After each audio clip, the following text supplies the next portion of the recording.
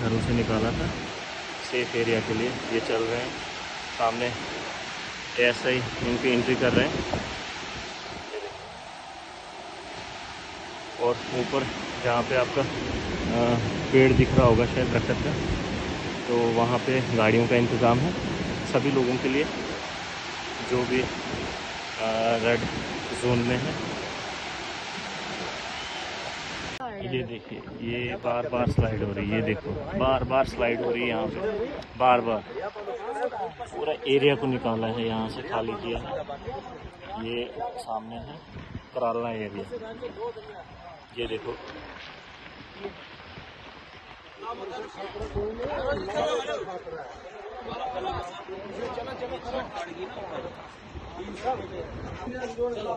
चलो उन जाओ एक एक बंदा रहे।